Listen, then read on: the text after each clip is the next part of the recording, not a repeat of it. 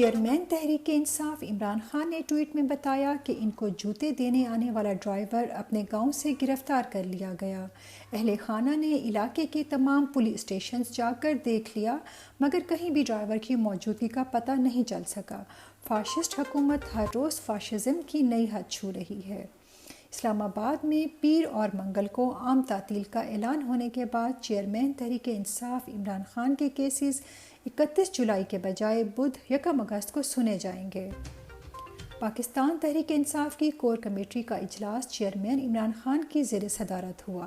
اجلاس میں سینٹ سے پاس ہوئے ترمیمی آرمی ایکٹ بلز سمیت دیگر بلز پر مشاورت ہوئی اور تحریک انصاف کے سینیٹرز کے کردار کا جائزہ لینے کے لیے شبلی فراز کی سربراہی میں کمیٹی قائم کر دی گئی۔ کمیٹی اپنی سفارشات چیئرمین عمران خان کو پیش کرے گی۔ شبر زیدی کی مسلسل کلابازیوں پر رہنما تحریک انصاف حماد اظہر کا رد عمل۔ کہا، شبر زیدی یا یادداشت کھو چکے ہیں یا کسی کو راضی کرنے کے چکر میں باتیں توڑ مروڑ کر سنا رہے ہیں۔ شبر زیدی کی غلط بیانی کو ایکسپوز کرتے ہوئے بتایا کہ وہ فاٹا میں سٹیل کی صنعت پر ٹیکس چھوٹ ختم کرنا چاہتے تھے تو مجھ سے خود رابطہ کیا اور کہا حمایت کرو، جبکہ ٹی وی پر جا کر بول رہے ہیں کہ حماد نے اپنے مفاد میں میری حمایت کی لیکن وزیر اعظم نہیں مانے۔ ایک طرف فاشسٹ حکومت کی عیاشیاں جاری ہیں تو دوسری طرف غریب عوام کا کوئی پرسان حال نہیں۔ غریب خاتون کا کہنا ہے 2 دن بھوکے رہتے ہیں کیونکہ بجلی کا بل 13,000 روپے آیا ہے۔ اگر ادا نہ کریں تو پولیس والے تنگ کرتے ہیں، خود ایک وقت کی روٹی کھا کر جی رہے ہیں۔ مسلم نون لیگ کی ایک بار پھر اپنا ریکارڈ قائم رکھتے ہوئے اپنے ہی پرانے سٹینڈ سے یو ٹرن لے لیا۔ 2031 میں نگران حکومت کے اختیارات محدود رکھنے کے لیے سپریم کورٹ چلے گئے تھے اور آج خود نگران حکومت کے اختیارات بڑھا دیے تاکہ مرضی کی حکومت لا کر دھاندلی کا منصوبہ پایہ تکمیل تک پہنچا سکیں۔ فاشسٹ حکومت کی فسطائیت یوم عاشوراء پر بھی جاری۔ عدالت نے شہریار افریدی کو رہا کرنے کا حکم دیا مگر فسطائی حکومت نے دوبارہ NPO 3 کے تحت 15 دن قید رکھنے کا نوٹیفیکیشن جاری کروایا۔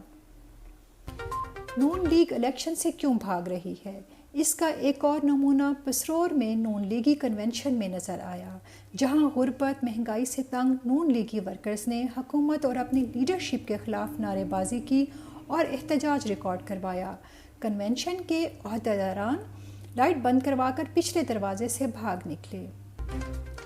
غریب عوام کے لیے صرف سانس لینے پر ٹیکس نہیں لگا، باقی تمام چیزیں مہنگی ہو چکی ہیں۔ اب پاکستان پوسٹ سے ڈاک بھیجنا بھی 50% مہنگا ہو گیا۔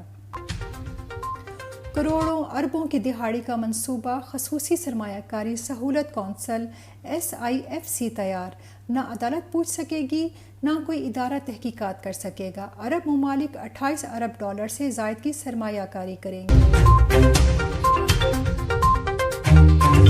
عبدالکریم طور ڈھیر انصاف کے مستحق ہے۔